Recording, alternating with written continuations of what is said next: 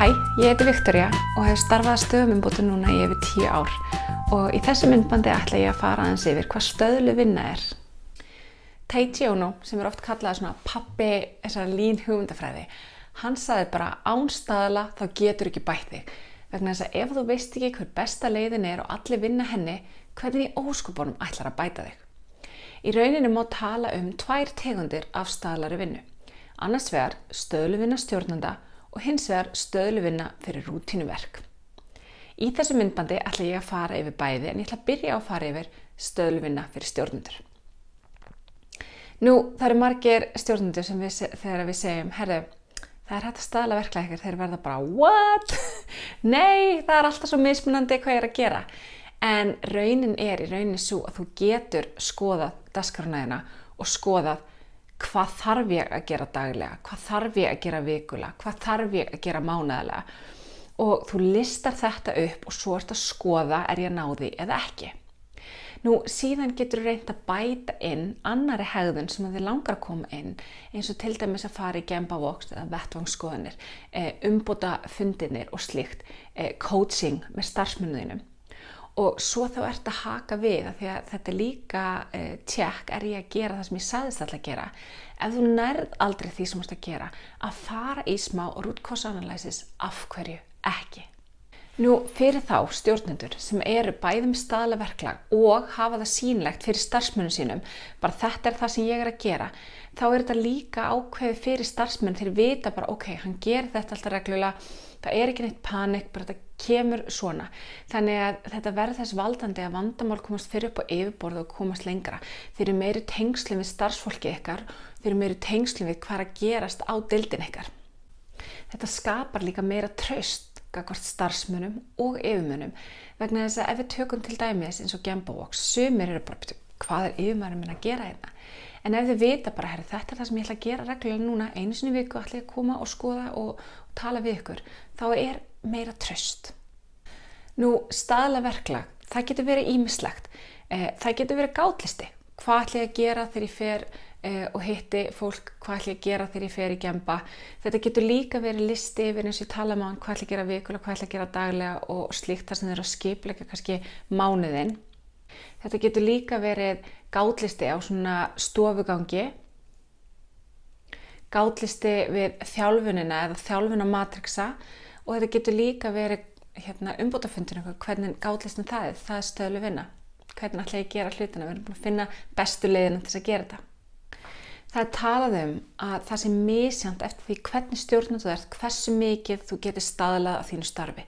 Og það er talað eins og vaktstjórar að þeir ættu að geta staðlað 80% af sínu starfi. Að það eru rútínuverk sem þú veist hvað gerir. Og að deildastjóri 50% og framkvæmdastjóri ættu að geta staðlað 25% af tímanum sínum og forstjóri 10%. Og það er gott að hafa þetta í huga þegar maður segir nei, ég get ekki staðlað neitt hjá mér. En það er alltaf eitthvað sem þið getið bæði staðlað hvernig þið gera hlutina og líka hvað það er sem þið eru að gera. Þannig það fyrsta sem ég myndi gera ef ég var að fara að búa til staðlaða vinnu fyrir stjórnendur eða bara fyrir mig sem verkefnastjóra væri í fyrsta lagi að lista upp allt það sem er að gerast reglulega hjá mér. Það eru vikulegi fundir, það eru mánaðarlegi fundir og mögulega daglegi fundir sem ég þarf að fara á. Síðan eru mögulega verkefni eða einhver vinna sem ég þarf að vinna reglulega og þá myndi ég líka setja það hjá mér. Síðan myndi ég hugsa hvað myndi ég vilja bæta inn í plani hjá mér. Og mjög algengt hérna er að Lean stjórnendur vilja bæta inn að fara reglulega og hitta deildina sínar, fara og labba í Gemba-Vox. Annað er að þeir vilja setja inn umbótafundi hjá sér og stöðufundi ef það er ekki nú þegar fyrir. Coaching 101 með starfsmönnum sínum er mjög algengt líka að setja inn og umræða þjálfun og slíkt. En byrjiði bara þessu, hver er staða núna? Og svo getið þið bætt inn svona atriðum sem þið viljið bæta inn. Nú, þetta er fullt af sniðmátum svona staðlað verklag fyrir stjórnendur og sérfræðinga og þið getið kíkt á lean.is þar sem við erum með nokkur svona sniðmát og meðal annars það sem ég nota og þegar ég er að skipuleggja mína viku að þá horfi ég fram og ég skoða, ok, ég með þessa reglulegu fundi, það nú þegar á að vera í sniðmátinu mínu, þetta reglulega og svo set ég líka, ok, hvað það sem ég ætla að gera daglega og ég krossa við það og svo set ég líka inn eða eitthvað svona aðri fundir eða verkefni sem ég þarf að gera. Þannig að á föstudögum eða sunnudagskvöldum að þá veit ég nákvæmlega hvernig vikan lítur út, hvaða fundi ég þarf að fara á og slíkt og líka hvaða verkefni ég þarf að vera búin að vinna. Þannig að ég fer inn í vikunum miklu rólegri, vitandi það að ég get klára öll þau verkefni sem ég get gert. Nú ef ég gæti það ekki, ég segi bara þetta allt mikið, að þá get ég brugðist við fyrr en ella. Ég veit ekki til að skoða það og svo getið þið gert ykkar eigin líka. En það mikilvægast er bara að byrja og líka átta sig ábýtu af hverju ég að skipulega gera eitthvað og sem verður ekkert úr því, af hverju ég ekki að ná því fram sem ég langar til þess að ná fram. Eins og kom áðan fram að Taichi Ohno hann sagði án staðla þá getum við ekki gert Kaizen eða umbótavinnustofu.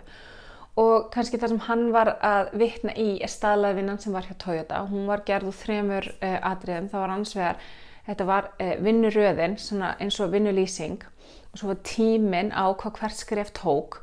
Það var líka takttíminn, þannig að þegar þú varst komið vinnun þá vissur strax hvort þú varst undir eða yfir takttíma. Og svo var hversu mikið mátti vera lager á hverjum einu stað. Þetta er sjálfsögðu til þess að reyna að minnka lager. En hann sagði líka að þegar maður er að gera staðlaða vinnu að þá er mjög mikilvægt að maður viti hvað maður á að gera, hvernig og af hverju er þetta mikilvægt. Og því má ekki gleyma vegna þess að ef að fólk telur að þetta skref sé ekki mikilvægt í vinnuröðinni að þá hugsa að ég get ekki bara sleppti. Þannig að mjög mikilvægt af hverju er þetta skref mikilvægt. Nú eins og allir vita í umbótum að þá er alltaf erfiðast að viðhalda og halda þeim árangri sem maður hefur náð og stöðluvinna á að vera límið til þess að hjálpa manni með það. Þannig að við förum gegnum PDCA og erum að rúllast upp að reyna að komast í átt að toppnum en hjóli vill alltaf rúlla tilbaka og þá er það staðlaða vinnan sem á að tryggja þetta. Staðlaða vinnan hjá stjórnendum til dæmis þegar við erum að halda umbótaverkefni er að tjekka er árangurinn að viðhaldast, hvernig er umbótaverkefnin að klárast og í stöðluðu vinnu fyrir rútínuverkin er komin stöðluðu vinna fyrir rútínuverki og er hún að haldast. Þannig að þá getur stjórnandinn virkilega tekið út hvað er að gerast. Þannig að hvort sem að þið eru stjórnendur, verkefnastjórar eða í rútínuvinnu að þá getið þið fundið staðlaða vinnu sem hentar ykkur og ég bara hvet ykkur til þess að byrja að prófa sjálfum ykkur og svo að deila gleðinni með öðrum. Þannig að gangi ykkur vel og áfram með smjörið.